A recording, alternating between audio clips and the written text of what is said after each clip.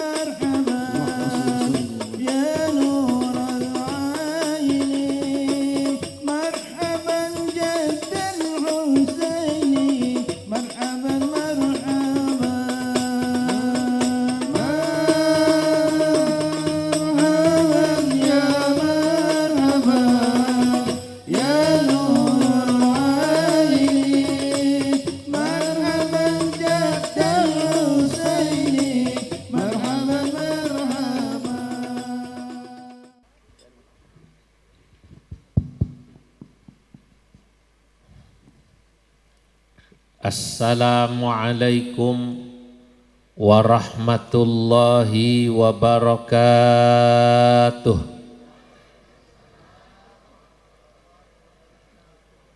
Alhamdulillahilladzi faddala al-ulama bisyarafil izzi was-safa wa asyraqa qulubahum wa uqulahum bi anwaril baha.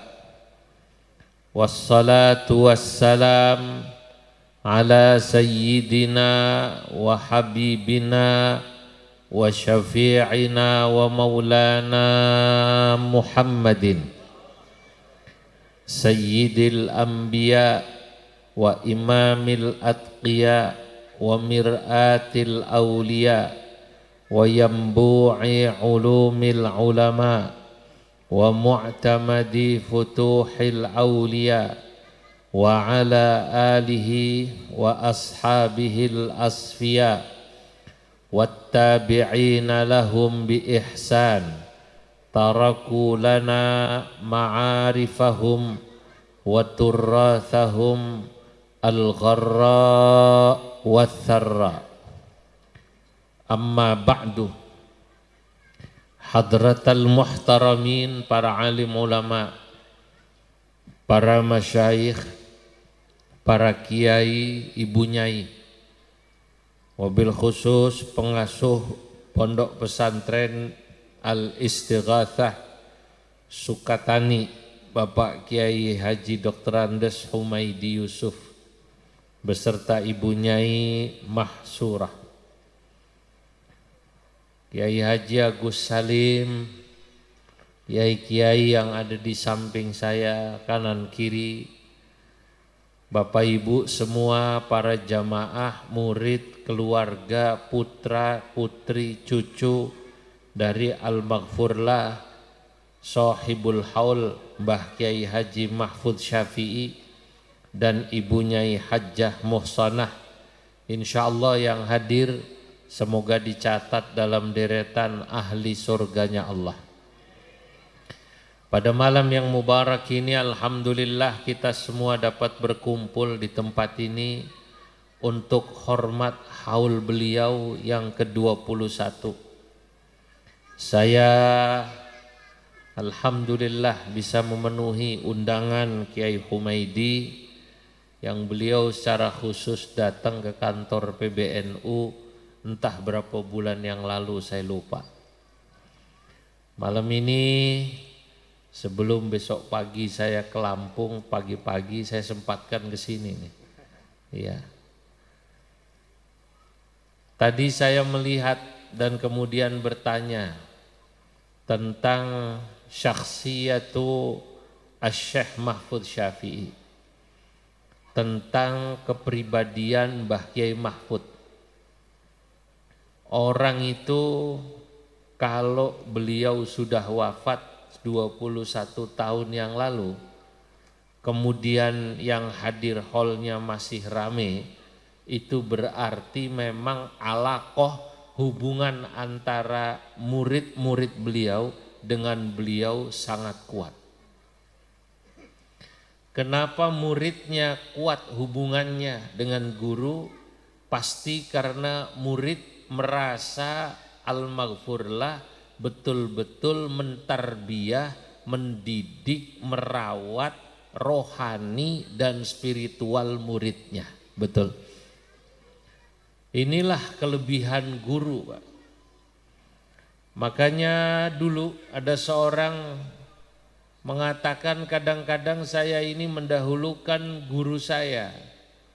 Perintahnya atas perintah bapak ibu saya.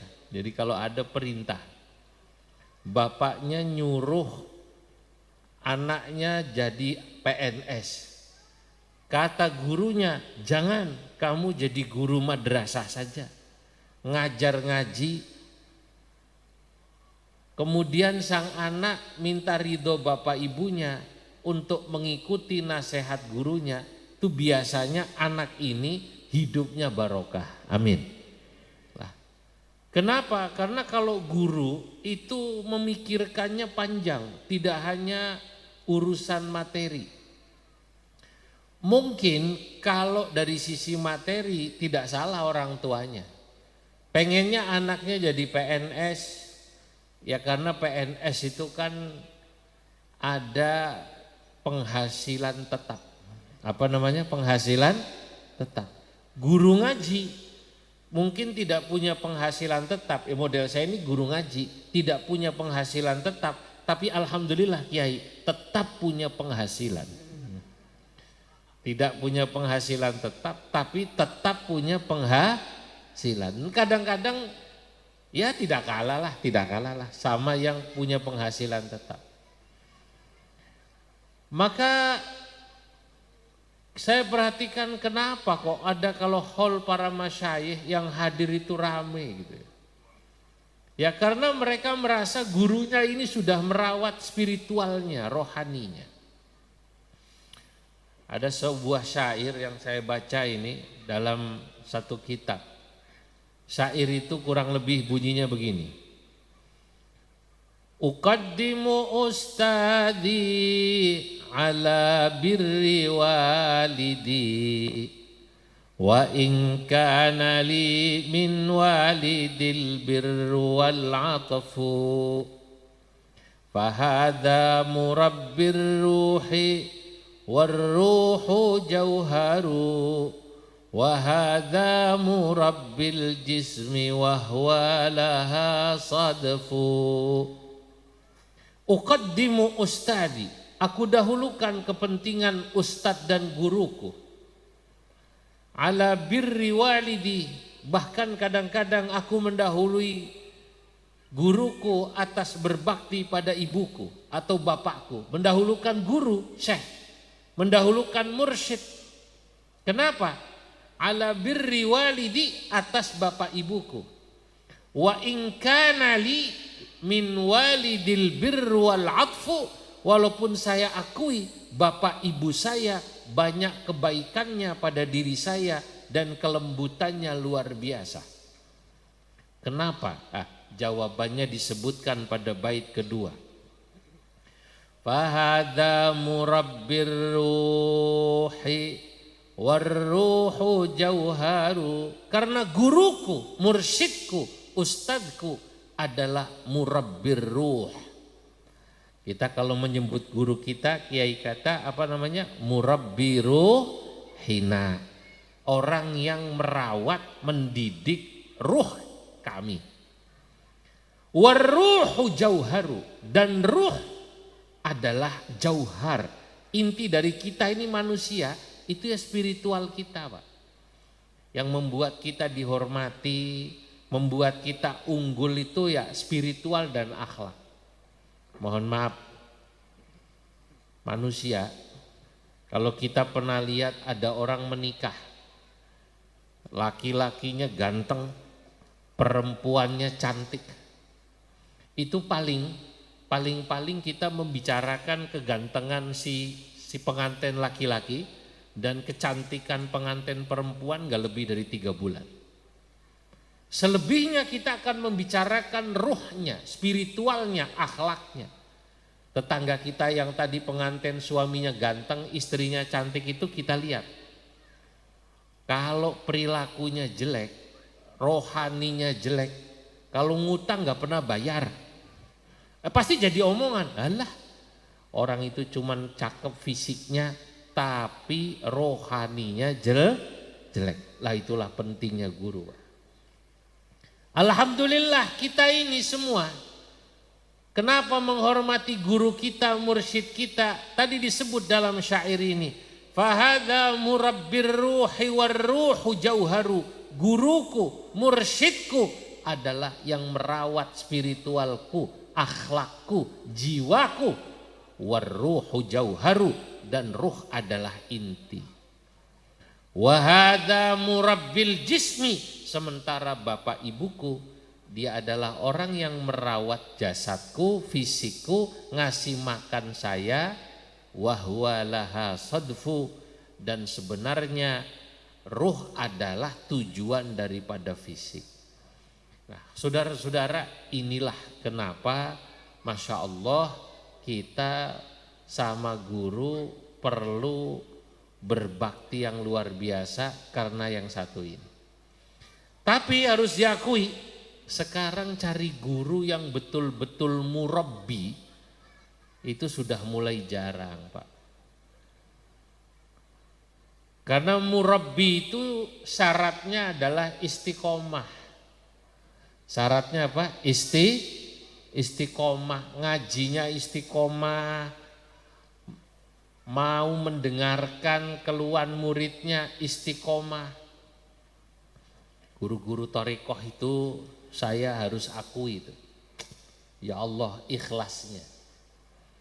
Saya mau cerita ini tapi rahasia, tolong jangan ngomong-ngomong. Sekitar sekian tahun yang lalu saya diundang pengajian haul seorang kiai, seorang mursyid thariqah dan pengasuh pesantren di Lampung. Yang mengundang putranya, ya sama seperti Kiai Humaid itu yang diholi abahnya, putranya yang undang saya, namanya Gustain, Kiai Mustain. Beliau cerita pada saya itu kiai, ya hallnya rame kayak begini nih persis ini. Jamaahnya itu ada yang datang perjalanan 8 jam. Kata Gustain, ayah saya kiai itu pernah ngajak saya ngaji di satu tempat setiap selapanan. Selapanan itu berapa? 35 hari. Naik motor Honda yang warnanya merah tuh tahun berapa itu? Tahun berapa? 70 ya? Bebek 70. Berangkat jam 2 malam, Super Cup ya.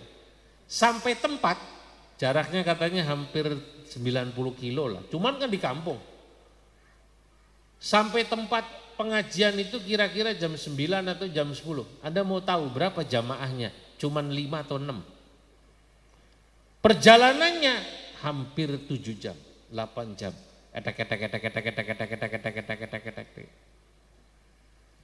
Sampai situ Masya Allah yang diajari petani di pematang sawah itu di gubuk. Orangnya belum ngerti cara wudhu aja belum ngerti. Diajari wudhu, diajari cara sholat, bacaannya pelan-pelan. Jauh ini sama jamaah Al-Istighosah ini. Santrinya Mbah Yai Mahfud. Ini yang dari wajahnya kan luar biasa nih, kelihatan rata-rata Al-Quran di luar kepala semua ini. Kalau yang ini yang hadir rata-rata Al-Quran di luar kepala. Kepala di mana, Quran di mana itu. Nah itu katanya ya Allah, abah saya kata Gustain, ini orang yang belum ngerti cara wudhu diajari wudhu, yang belum ngerti cara sholat diajari sholat, sampai ditalkin ikut thariqah. Saya lupa thariqahnya sepertinya Qadiriyah Naqsabandiyah. Kalau di sini thariqahnya apa? Syadziliyah, Qadiriyah, Naqsabandiyah. Nah, Masya Allah. Tapi dari gurunya ini, maaf, dari abahnya Kiai Mustain yang merawat tadi awalnya hanya 4, 5 orang, nambah 8. Sekarang orang kampung yang tadi disebut itu, kata Gustain, ini sekarang hall abah saya, dari kampung yang tadi saya diajak abah saya ini, yang datang ada 4 bis. Orang kampung situ Masya Allah ngerti sholat semua. Orang kampung situ yang tadinya nggak ngerti sifat wajibnya Allah. Allah wujud kidam baqa mukhalafatun qiyamuhu binafsihi Qudrat iradat ilmu hayat. Luar biasa. Sekarang siapa orang yang mau seperti ini Pak? Mendatangi murid 35 hari sekali, setiap minggu, setiap bulan, merawat. Merawat itu bahasa Arabnya murabbi. Rabba. Kadang-kadang isim fa'ilnya disebut rabbaniyun atau rabbani, kalau jamaknya rabbaniyun, atau kalau pakai mim murabbi, jamaknya murabbiyun. Siapa murabbiyun? Murabbiyun adalah ulama yang dalam hidupnya istiqomah ngajar ngaji. Apakah ngaji fikih, ngaji tauhid, ngaji tasawuf, termasuk ngaji Quran. Selama istiqomah mereka disebut murabbiyun. Apa namanya? Murabbiyun. Lah sekarang ini yang sabar jadi murabbiyun jarang. Kenapa? Karena murabbiyun itu guru yang rutin ngajar ini, kata orang Jawa, sugiye suwi. Apa namanya? Sugiye suwi. Kayanya lah lama. Kalau mau cepet kaya itu bukan murabbiyun sekarang, mulobbiyun. Roknya diganti lam. Tukang lobby. Mulobbi, apa namanya? Mulobbiyun. La murabbiyun. Apalagi musim pilpres ini. Kalau mau cepet kaya, ini Ki Humed ini mestinya mendatengin capres. Betul. Capres. Menjanjikan suara sekian, jelas itu. Soheh itu Kiai. Soheh. Itu mobil beliau yang tadinya ya Avanza bisa ganti Innova. Kalau murabbiyun kayaknya lama. Apalagi guru madrasah murabbinya. Ya Allah, minal ngenesin. Apa namanya? Minal ngenesin. Ya. Kalau ada orang dari jauh itu, kalau dulu di kampung badannya kurus, pecinya hitam enggak, merah enggak. Itu biasanya buat tebak-tebakan anak-anak muda. Ayo kira-kira siapa itu yang naik sepeda dari jauh itu? Alah paling guru madrasah. Begitu sudah dekat jarak sekian meter ditanya, badetan pundi Pak? Mau kemana Pak? Madrasah. Lah bener kan? Karena badannya kurus. Masya Allah. Kalau pemborong kayak Ki Agus Salim kan enggak kurus, enggak apa. Enggak boleh ngelihat ada tanah dikit dibikin kapling, betul ya? Alhamdulillah. Saudara-saudara, ini murabbiyun. Lah orang alim semacam ini disebut dalam Al-Quran Pak, dengan sebutan Rabbani. Disebut 4 kali loh dalam Quran dengan berbagai macam bentuknya. Kadang-kadang Allah menyebut dengan sebutan Rabbaniyin atau Rabbaniyun, kadang-kadang dengan sebutan Ribbiyun, sama. Siapa orang yang pantas disebut Rabbaniyin? Dalam Al-Quran disebut oleh Allah. Walakin kunu rabbaniyina bima kuntum tu'allimunal kitab.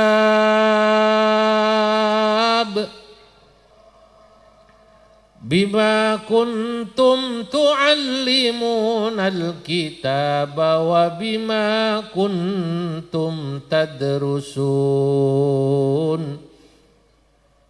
Walakin kunu, jadilah kalian kata Allah Rabbaniyin, orang yang istiqamah mengajar, merawat santri. Kalian disebut Rabbaniyin kata Allah bima kuntum, baknya pakai bak sababiyah, manya ma masdariyah, bima kuntum tu'allimunal kitaba ay bita'limikumul kitaba wa bima kuntum tadrusun ay wa bidarsikumul kitab. Kalau kalian istiqomah ngajar ngaji, istiqomah deres baca buku, insya Allah kalian layak disebut Rabbaniyin. Makanya saya selalu berkata, jujur yang menjaga hidupnya agama ini ya Rabbaniyin, Pak. Kalau tidak ada Rabbaniyin, pesantren, kata orang Jawa Barat, laka santrine. Laka santrine, jadi wong Tegal kayak kue. Ngerti ora son? Ngerti ora? Lah kalau kiainya nggak ada yang mau ngajar ngaji rutin, Pak, bubar. Kalau kiainya nggak ada yang mau mimpin istighosah, bubar. Lah ini yang membuat agama hidup ya sebenarnya ini. Yang membuat ilmu agama terus hidup ya karena adanya Rabbaniyin yang mau istiqomah deres. Deres itu tadrusun itu membaca. Sekarang orang suruh baca kitab sudah mulai males kok. Maunya maaf ya pidato. Ya kalau pidato kayak begini acara hall aja boleh. Kalau acara hall gini baca kitab katanya itu sih ngaji rutin, betul ya? Kalau acara hall mau idhoh, apa namanya? Mau idhoh. Tapi kalau kemudian orang meninggalkan baca kitab, habis keilmuan. Maka saya kalau ada kiai sudah istiqomah ngajar ngaji, guru madrasah istiqomah ngajar di madrasah, kok digoda untuk urusan lain, saya kata orang Jawa boheman. Boheman itu apa? Sayang.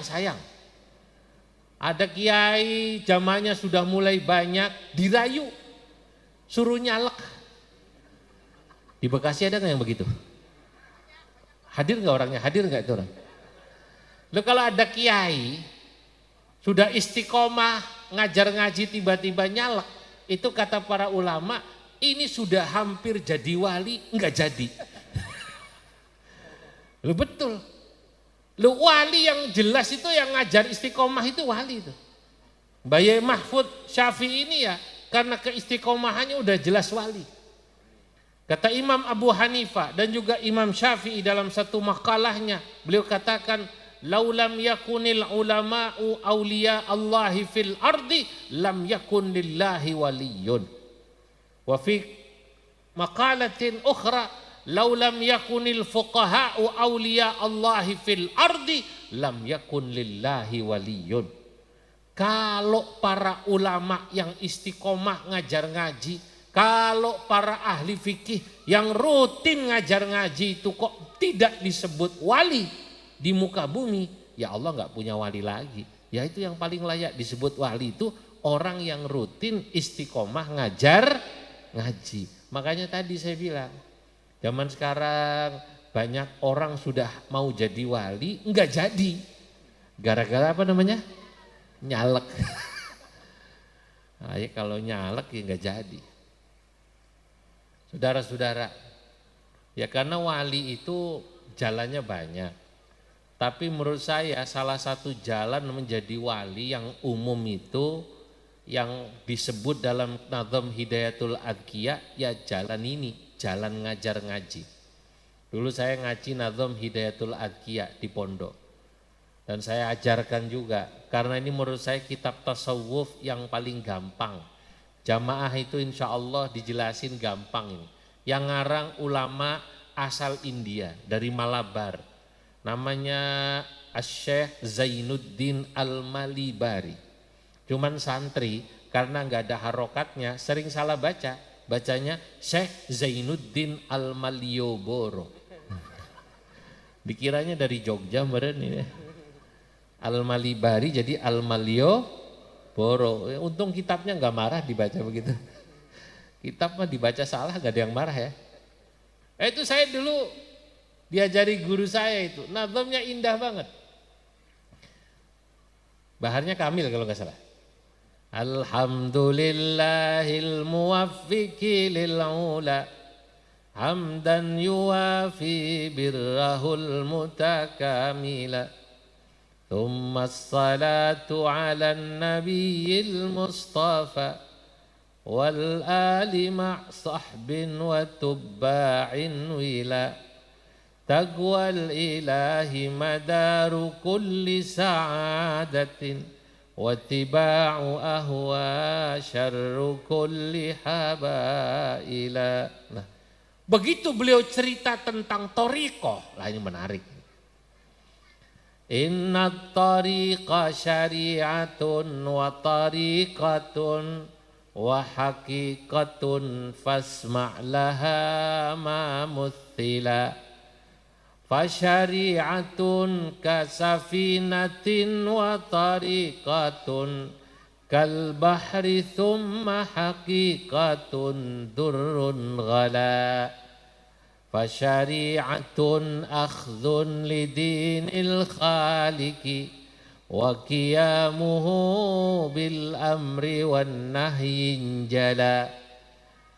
Wa tariqatun akhdhun bi ahwatakal wara wa riyadatun wa azimatun kariyadatin mutabattila.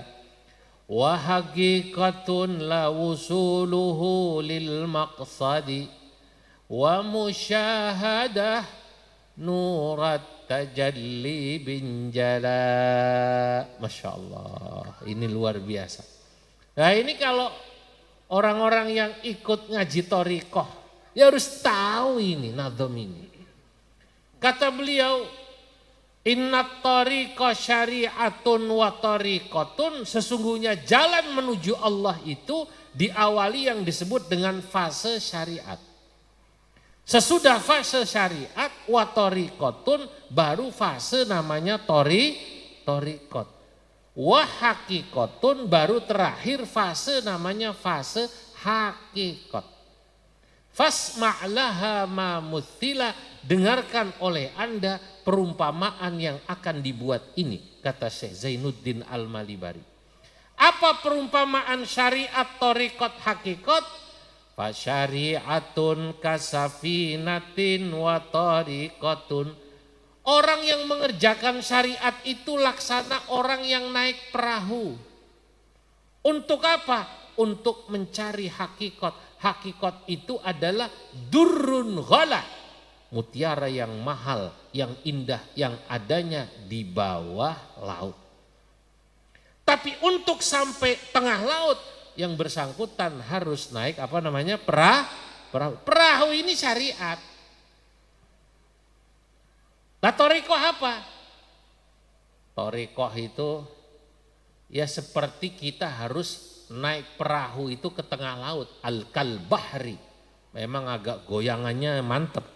Kalau cuma naik perahu di pinggir laut ya kurang mantep. Begitu sampai di tengah laut anginnya goyang, tapi nanti kau akan mendapatkan durrun ghala, mutiara yang mahal. Lah baru dijelaskan di sini. Syariat itu akhdhun bidinil khaliqi wa qiyamuhu bil amri wan nahyin jala. Kalau Anda semua perintah Allah dikerjakan, larangannya ditinggalkan, oh ini sholat wajib, ini puasa wajib, ini zina haram, ini judi haram. Nah itu namanya fase syariat. Semua orang untuk sampai fase yang terakhir harus syariat dulu. Makanya kalau nanti ada jamaah sini, kok digoda sama orang, wih pindah guru yuk, pindah guru. Kalau guruku top. Gurumu siapa? Kiai Humaid. Terus, kalau guru saya top, daun dipegang jadi duit. Orang zaman sekarang gitu Kiai, maunya cari guru yang model begini, daun dipegang jadi duit. Kalau dimintai nomor pasang togel langsung tembus. Orang zaman sekarang begitu. Orang zaman sekarang maunya itu ngaji yang begini nih. Yang kalau datang bawa air, pulang dagang langsung laris. Mau kawin lagi, bininya nggak jadi ngamuk. Dicari yang kayak begini nih, yang kayak begini, kiai begini laku. Apa sampai datang ke Kiai Humed juga begitu? Biasanya yang dicari nih kiai yang kayak begini, yang kayak gini laris. Muridnya banyak. Orang pinter. Daun dipegang jadi duit. Loh, kalau kiai yang ngajarin lurus-lurus, sholat yang benar, puasa yang benar, akhlak yang benar, kadang-kadang dianggapnya ya bukan guru. Guru itu ya urusannya yang kalau cari duit cepet, naik pangkat, apa namanya? Cepet.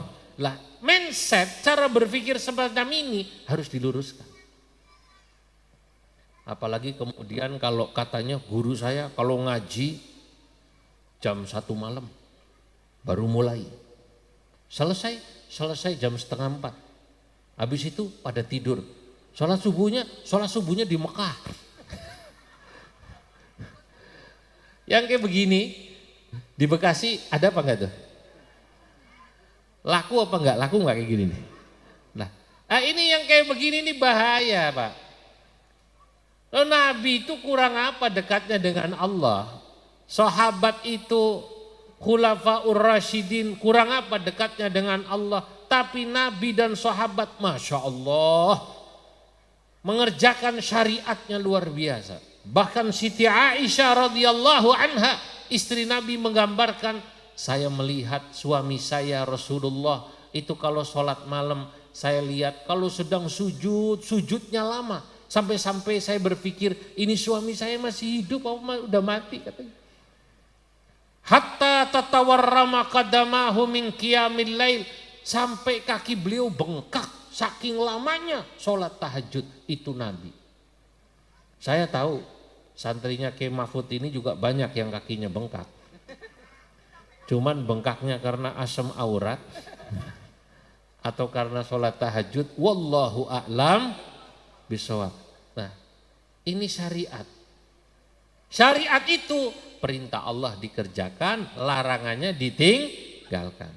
Lah kalau tarekat bagaimana, Kiai? Kata Syekh Zainuddin Al-Malibari. Wa tariqatun akhdun bi ahwatakal wara wa azimatun kariyadatin mutabattila. Tariqah itu ketika engkau mengambil akhdun bi ahwata, ibadahmu ditingkatkan levelnya. Makanya saya pribadi, jujur saya pribadi itu belum berani baiat tarekat secara khusus. Tapi tidak melarang orang ikut baiat tarekat secara khusus, karena tariqatuna, kalau saya berpendapat tariqah saya itu adalah tariqah ilmu. Ya, kalau ditanya tariqahnya apa? Ilmu saya. Karena guru saya namanya Kiai Syafi Hadami. Kiai Syafi Hadami itu orang alimnya Jakarta selain bapak saya, selain Kiai Sahal. Itu kalau beliau bilang sama saya, Zulfa, saya ini jujur kalau bangsa wirid kalah sama orang-orang Thariqah Syadiliyah. Kalah sama orang-orang Thariqah Naqsyabandiyah, Khalidiyah. Saya ini wiridnya sedikit, puasanya jarang. Beliau dengan tawaduk, guru saya Kiai Syafi Hadami, ini orang alim Jakarta, Rais Syuriah PWNU Jakarta sampai wafat, Ketua Majelis Ulama Indonesia Jakarta sampai wafat, cerita pada saya bilang begini, wa matazawwatu qablal mauti nafilatan walam usalli siwa fardin walam asumi. Zulfa, beliau mengutip syair yang ada dalam kitab Burdah. Siapa? Imam Busairi. Wa ma tazawwadtu qablal mauti nafilatan. Saya jujur, ibadah sunnah saya tidak terlalu banyak. Walam usalli siwa fardin walam asumi, dan saya jujur puasanya hanya yang wajib-wajib saja, sholatnya juga hanya yang wajib-wajib saja. Saudara, kalau ada kiai ngomong begini, ini jangan ditelan mentah-mentah. Paham ya? Loh, kiai saya kok sholatnya hanya fardu-fardu saja, puasanya hanya yang fardu saja, maksudnya begini. Kiai Syafi'i Hadzami sedang ingin menjelaskan kalau beliau itu sholat sunnahnya, wiridannya, zikirnya tidak sebanyak orang-orang yang suluk dalam pesulukan thariqah. Thariqah Syadziliyah, Naqsyabandiyah. Tapi beliau punya thariqah lain. Thariqahnya adalah thariqah ilmu. Sekarang saya tanya, siapa yang kuat ngaji kayak Kiai Syafi'i Hadzami sehari 7 majelis, 6 majelis? Kiai Syafi'i Hadzami itu dari ba'da subuh pagi jam 5:30 udah baca kitab. Kitabnya gede-gede. Sampai nanti terakhir jam 10 malam. 6 kitab paling tidak, jauh-jauh. Itu rutin. Nanti dari jam 10 malam nih Kiai Syafi'i Hadzami itu cerita pada saya dari umur muda, kata Kiai Syafi'i Hadzami, saya dari muda Zulfa sampai umur saya segini ini, waktu itu umur beliau 70-an, itu rutin dari jam 10 malam sampai jam 2 pagi, jam 3 pagi, mutolaah baca kitab. Buat apa? Satu, untuk persiapan besok ngajar ngaji. Kedua, mutolaahnya untuk menjawab pertanyaan masyarakat yang masuk kepada beliau. Besok nanti dijawab. Kata Kiai Syafi'i Hadzami, istri saya udah gak kuat nemenin saya. Baca kitab dari jam 10 sampai jam berapa? Jam 2, jam 3. Teman setia saya cuma 2. Apa? Al-Ghahwah wal Udud. Al-Ghahwah wal Udud.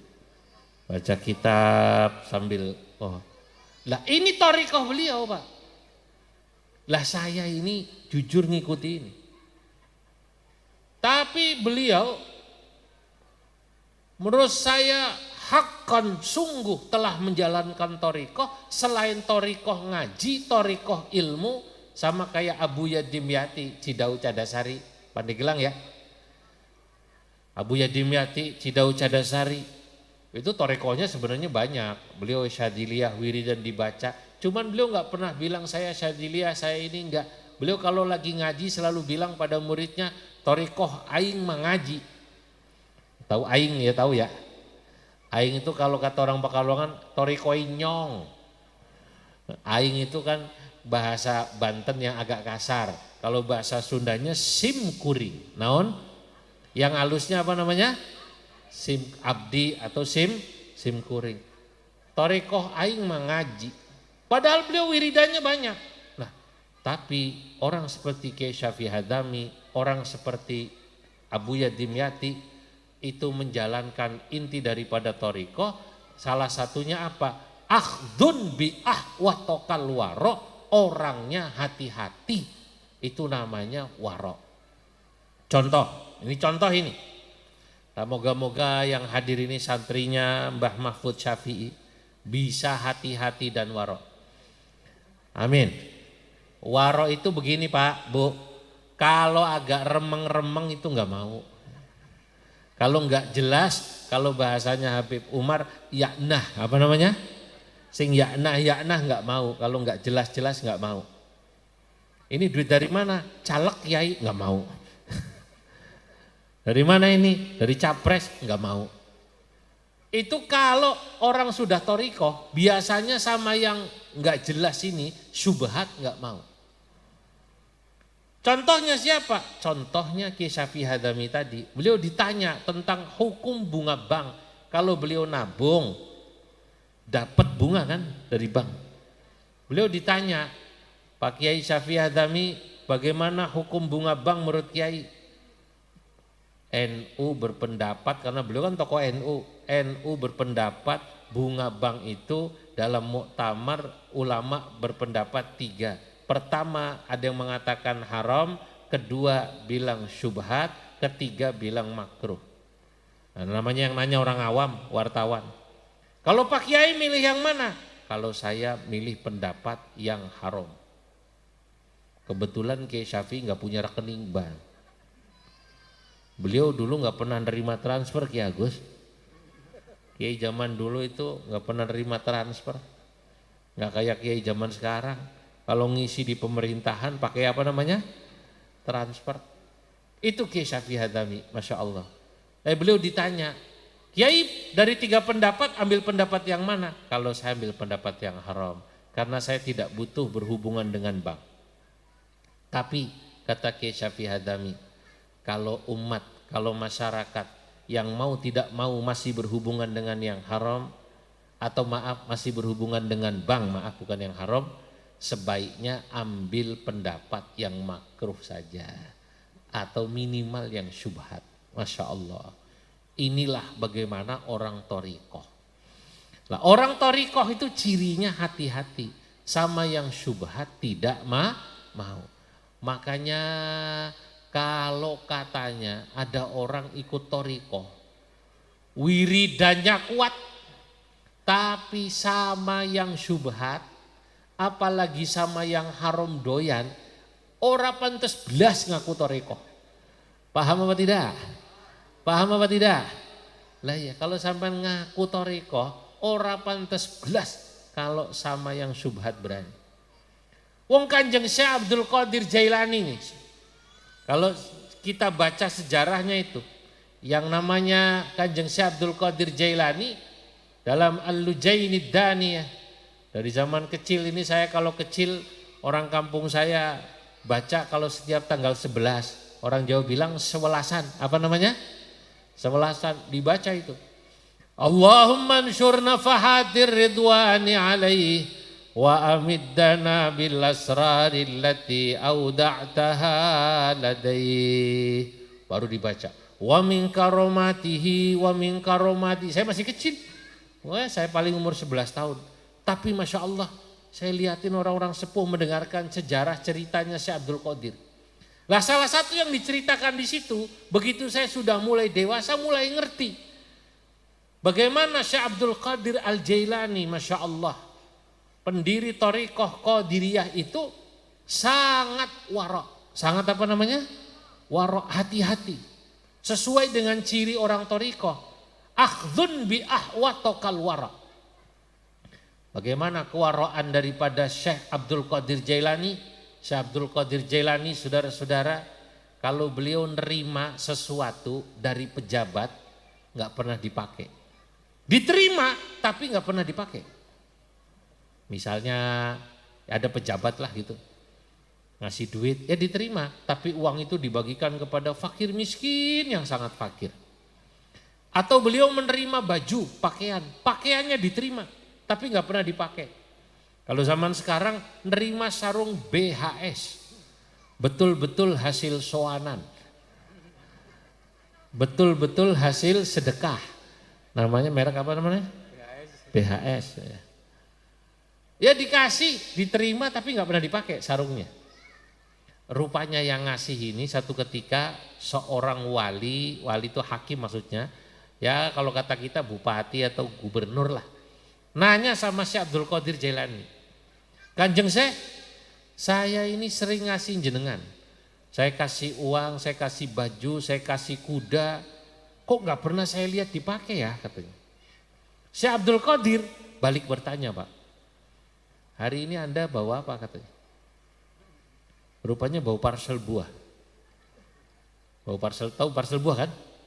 Saya kalau habis ngisi pengajian biasanya juga dibawain ya.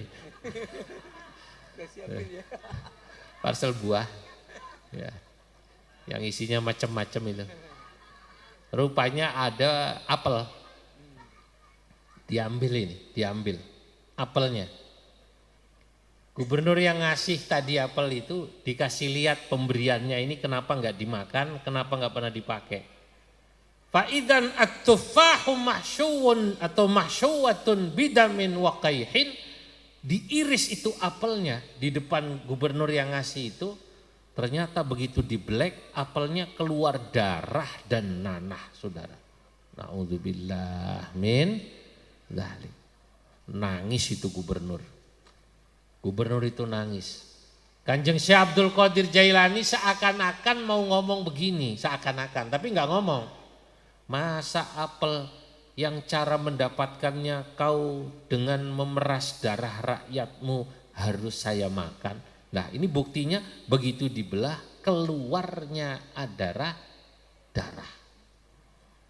Makanya kiai-kiai itu jujur lebih seneng kalau kiai yang warok dibawain tahu Sumedang jamaahnya sama pisang goreng jamaahnya. Ada tahu Sumedang tadi ya? Alhamdulillah. Ada pisang goreng ada? Nah, kiai itu lebih seneng dibawain singkong, tahu Sumedang, pisang goreng jamaahnya yang petani aslinya pakai shot. Asli. Ya. Daripada mungkin dari ya orang-orang yang hartanya itu meragukan. Itu thariqah. Akhdun bi ahwato kalwaro. Ya Allah, sekarang cari kiai begini gampang apa susah? Gampang apa susah? Makanya tadi saya salut ini Pak Kiai Humed, katanya dihubungi beberapa tim sukses mau hadir acara hall ini, beliau ngasih syarat. Akhirnya karena syaratnya yang berat itu tim ses nggak ada yang datang. Apa harganya belum cocok ya? Syaratnya berat itu. Saya senang Pak, sebab saya dulu zaman mondok itu melihat betul perilaku mursyid thariqah yang menurut saya itu Masya Allah layak diikuti. Dan kalau ngomong itu karena perilakunya bagus kiai ini masmu'ul kalam. Masmu'ul kalam itu kalau diterjemahkan omongannya didengar walaupun kalimatnya sederhana. Dulu saya mondok di Kajen, selain ngaji sama Kiai Sahal Mahfud, saya ngaji sama Kiai Abdullah Salam. Kiai Abdullah Salam itu paman daripada Kiai Sahal, tapi saya ngajinya ngaji dalam arti beliau di masjid kadang saya dengerin ngaji thariqah. Walaupun umur saya masih bocah sebenarnya, tapi yang saya salut begini, ini yang saya salut. Umur saya masih muda waktu itu. Mbah Abdullah Salam itu kalau ngaji nyaris tanpa retorika. Kalau saya ini kan masih pakai retorika namanya. Beliau itu lurus, suaranya lirih pelan gitu. Contoh pakai bahasa Jawa ya. Wong kuwi nek pengen uripe barokah dadi wong sing jujur. Dagang sing jujur. Dadi petani sing jujur. Dadi pegawai sing jujur. Kalau diterjemahkan, orang kalau ingin hidupnya berkah, jadilah orang yang jujur. Jadi pedagang yang jujur. Jadi petani yang jujur. Jadi pegawai yang jujur. Kalau petani dikasih jatah air setengah jam, jangan lebih dari setengah jam ngambil air jatah sawah tetangganya. Ada nggak yang begitu? Rebutan air. Kalau pedagang jangan ngurangin timbangan. Kalau pegawai jangan korupsi. Kalau pemborong jangan ngurangi tebelnya aspal. Kenapa? Kamu cepet kaya tapi nggak berkah. Ini kalimat beliau sederhana, tapi Masya Allah. Ini kalimat Mbak Abdullah Salam dipakai di seluruh kota. Kalimatnya sederhana Pak. Itu pedagang-pedagang di kampung. Itu asal mau nggak benar sedikit temennya ngomong, hehe dagang sing bener. Dagang yang benar. Kenapa? Kata Mbak Abdullah Salam, kamu kalau dagangnya nggak benar nggak barokah loh. Ya Allah, itu kalimat begini dipakai di kampung. Saya membayangkan masih ketemu orang yang seperti ini. Zaman sekarang kan mohon maaf, Orang itu yang dicari fil YouTube, di YouTube, wa fit TikToki. Dan di mana namanya? TikTok, wa fil Facebooki. Dan di mana? Facebook, wa Instagram. Dan mana? Instagram biasanya, maaf, penceramah-penceramah yang populer. Tapi bukan nasihatnya yang masuk ke dalam petala hati kita yang dalam, bukan. Ya sekedar ya ini populer.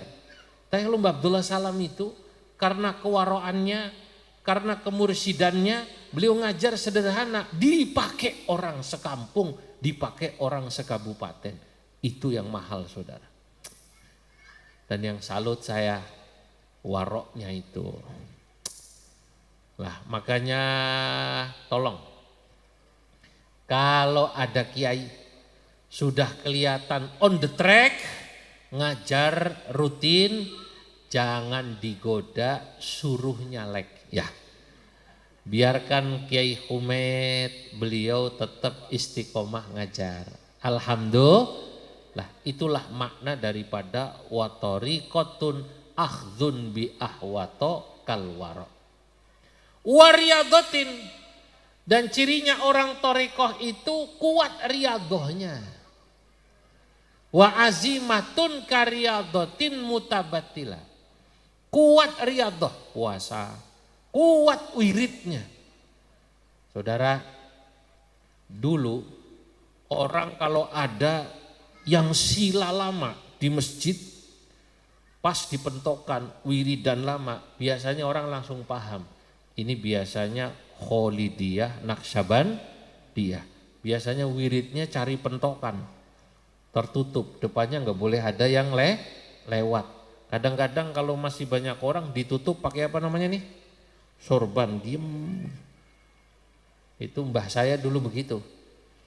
Saya zaman kecil pernah rada nakal dikit. Habis pulang nonton bioskop, filmnya India zaman dulu. Pulang nonton Piala Dunia jam 2, mbah saya pakai baju putih, nutup.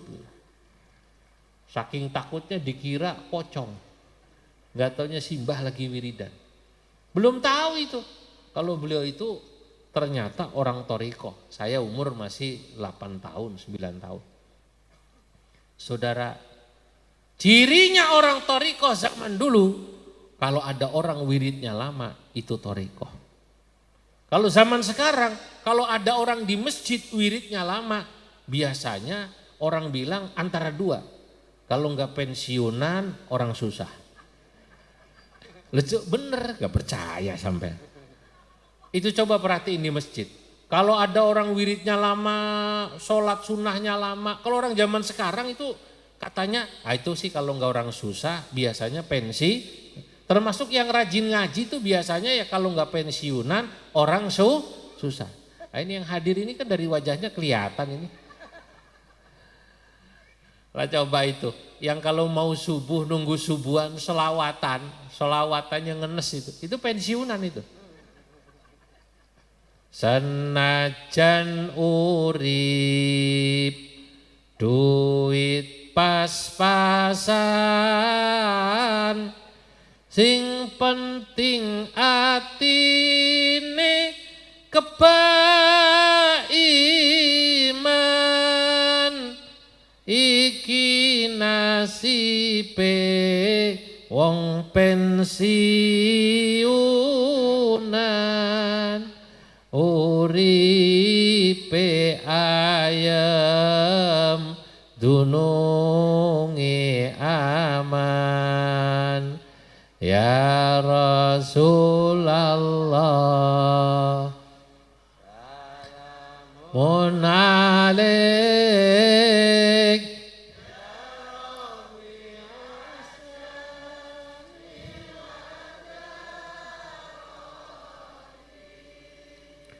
atfatayaji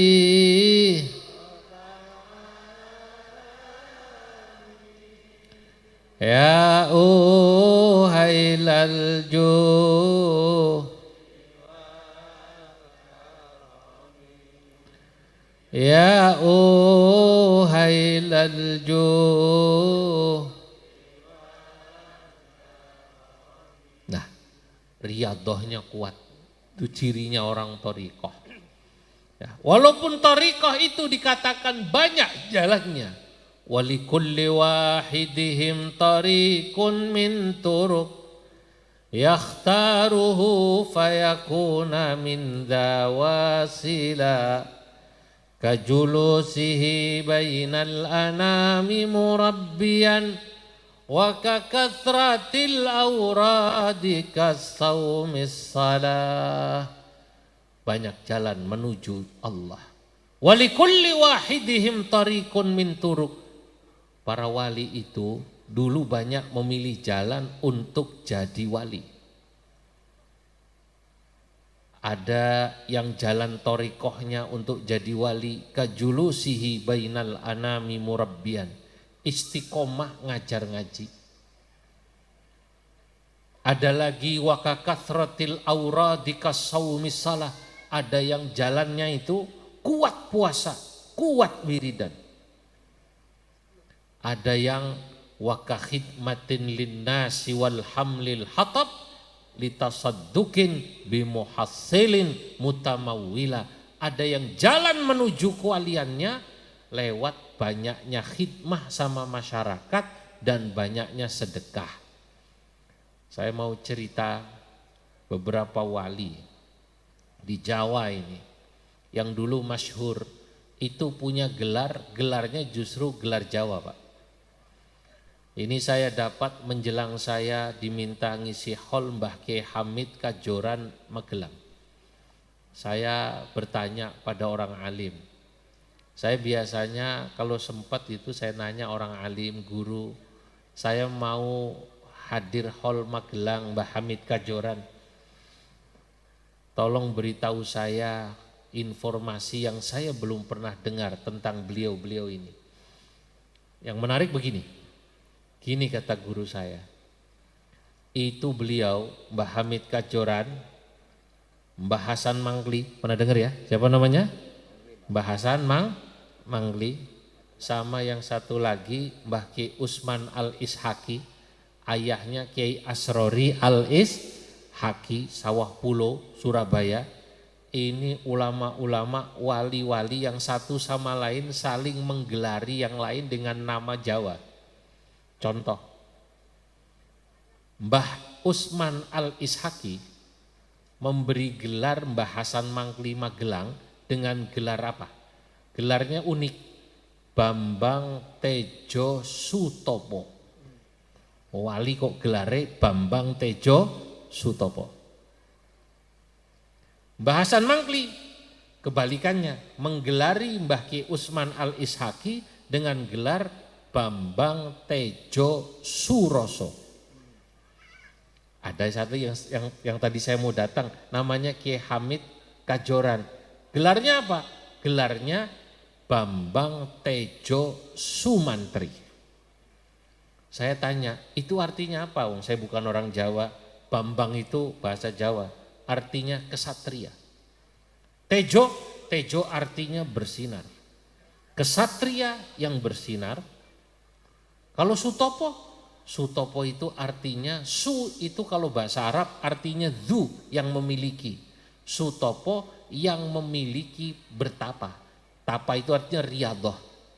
Mbah Hasan Mangli dikasih gelar Bambang Tejo Sutopo karena Mbah Hasan Mangli ini wali masyhur ahli riyadhah. Saya kecil, saya dibawa ayah saya punya kenang-kenangan. Beliau punya rumah dekat Mampang situ. Itu jualan kaligrafi dulu ya, ukir-ukiran. Saya kecil di pangku ini seumuran segini nih, dikasih duit banyak saya. Mbah Hasan Mangli keramatnya masyhur Pak, top. Kalau diceritakan sangat banyak. Ini wali-wali yang tadi saya sebut, Mbah Mangli, Mbah Kiai Usman Al-Ishaki, termasuk Mbah Hamid Kajoran, itu kalau diceritakan keramatnya sangat banyak. Mbah Mangli kita belum ngomong udah tahu. Ayah saya datang ke Magelang, zaman itu belum ada HP. Mbah Hasan Mangli kan kaya, gak ketemu Mbah Hasan Mangli di Jakarta. Ayah saya ke Magelang sana, nunggu tamu kayak begini banyak. Dari dalam dipanggil sama santrinya Mbah Hasan Mangli. Ada yang namanya Pak Mukorobin ya? Ada yang namanya Pak Mukorobin? Saya katanya. Oh ya, ditelepon Mbah dari Jakarta. Kenal aja belum Mbak? Datang. Pak Mukorobin, sampean nggak usah ke Magelang. Saya di Jakarta, ayo datang sini. Kenal aja belum? Nah, Mbah Hasan Mangli ini Masya Allah keramatnya katsirah min antudhkar. Sangat banyak kalau diceritakan. Lah, apa yang menyebabkan beliau jadi kekasih Allah? Beliau ini sutopo, riadohnya kuat. Beliau keluar masuk hutan sambil wiridan itu ya 8 tahun. Mbah Mangli keluar dari hutan rambutnya gondrong. Datang pertama ke Surabaya ke Mbah Ki Usman Al Ishaki yang umurnya lebih tua dari Ki Mangli. Datang ini di luar sini Pak, orangnya kurus, rambutnya gondrong. Kata santrinya Ki Usman, ini orang gila dari mana ini katanya. Didiemin aja. Dari dalam kamar Mbah Ki Usman Al Ishaki bilang, "Cung, krene Cung." Nggih Mbah. Itu orang yang namanya Hasan suruh masuk, lu bingung. Keluar ini santrinya. Siapa yang namanya Hasan ya? Siapa yang namanya Hasan? Kulo Hasan, yang rambutnya gondrong tadi, yang dibilang apa namanya? Orang gila itu. Ternyata ini Sutopo, baru keluar dari Riyadhah bertapa. Dicukur rambutnya di Surabaya itu. Dimandikan oleh Mbah Ki Usman. Habis itu sampean tinggallah di Mangli Grabak. Asalnya dari mana? Asalnya Mbah Mangli itu dari Jepara, Mayong apa ya Kudus gitu. Nah, Sutopo. Nah, sementara Mbah Usman diberi gelar Suroso. Suroso itu apa Pak?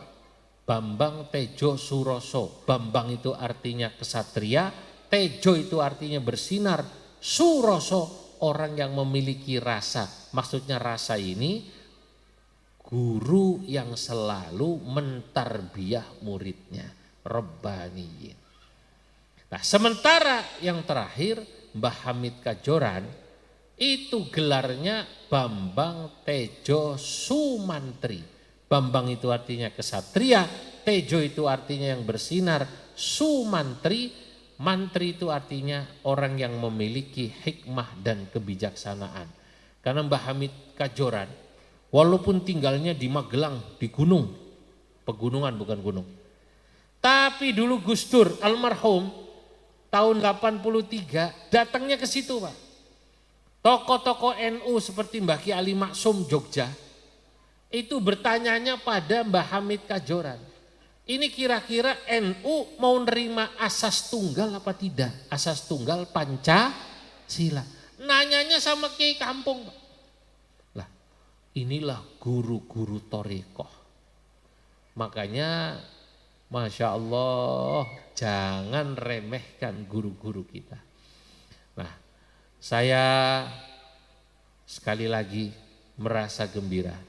Alhamdulillah apa yang diajarkan oleh Mbah Kiai Mahfud Syafi'i dilanjutkan oleh menantu beliau, putra putri beliau. Dan sampai sekarang bapak-bapak ibu-ibu ini yang hadir masih istiqomah, termasuk Kiai Agus Salim ini istiqomah merawat majlis zikir. Ini yang susah Pak. Menjadi Bambang Tejo Sutopo, menjadi Bambang Tejo Sumantri, menjadi Bambang Tejo Suroso yang membimbing itu susah.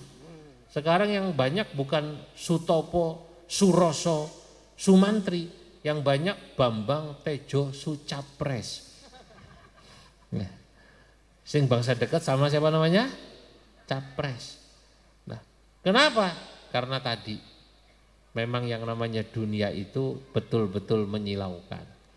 Nah, moga-moga kita semua bisa istiqomah. Allahumma. Ya, yang hadir ini menjadi murid-murid beliau yang istiqomah. Istiqomah menjaga ajaran-ajarannya, wiridan-wiridannya, dan terutama istiqomah menjaga akhlakul karimah. Orang itu Bapak Ibu ngaku jadi santrinya Mbah Kiai Mahfud Syafi'i. Ngaku jadi santrinya Mbah Mustaqim atau Mbah Jalil, mana namanya?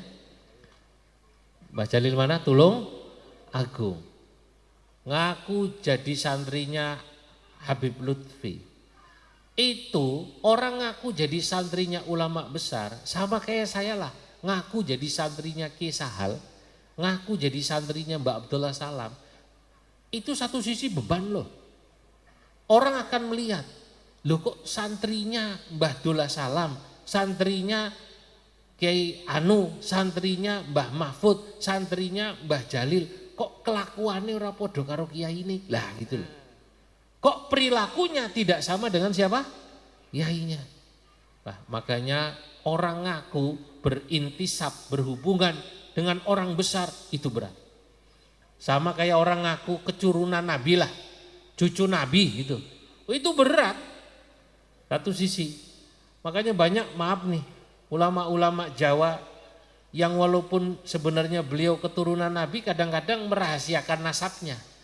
Kenapa? Takut tidak bisa menjaga perilaku tidak sesuai dengan nasab kakek dan buyutnya. Bahkan ada anaknya kiai nggak pernah gemagus. Apa itu gemagus? Ngaku apa namanya? Gus.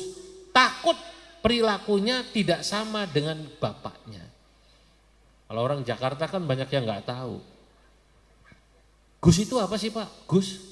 Oh, Gus itu anaknya kiai yang soleh, akhlaknya bagus, itu biasanya dipanggilnya Gus. Apalagi namanya memang Kiai Haji Agus Salim. Namanya memang Agus ya. Kan gitu. Lah gimana kalau anaknya kiai, maaf kelakuannya nggak benar. Kalau ngutang nggak bayar. Nah, kalau itu jangan dipanggil Gus lah. Terus panggilnya apa? Dus. Dus.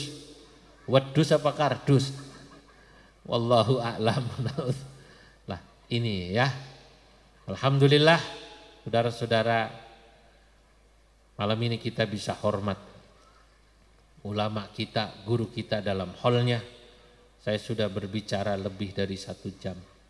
Moga-moga yang hadir ya semua dapat kesawaban berkahnya al-maghfurlah Mbah Kiai Haji Mahfud Syafi'i, bisa melanjutkan amalan-amalannya dan juga melanjutkan wirid-wiridnya serta melanjutkan meniru akhlak-akhlaknya. Karena saya percaya mursyid-mursyid thariqah itu biasanya cirinya orangnya mukhlisin, ikhlas, orangnya wara', orangnya tawadhu ya. Kenapa? Ya karena orang semakin dekat dengan Allah akan semakin terlihat ikhlasnya, terlihat tawadhu'nya, dan terlihat zuhudnya, juga terlihat waraknya. Sekian dari saya, mohon maaf atas segala kekurangan. Wallahul muwaffiq ila aqwamit thariq. Wassalamualaikum warahmatullahi wabarakatuh. Waalaikumsalam warahmatullahi wabarakatuh.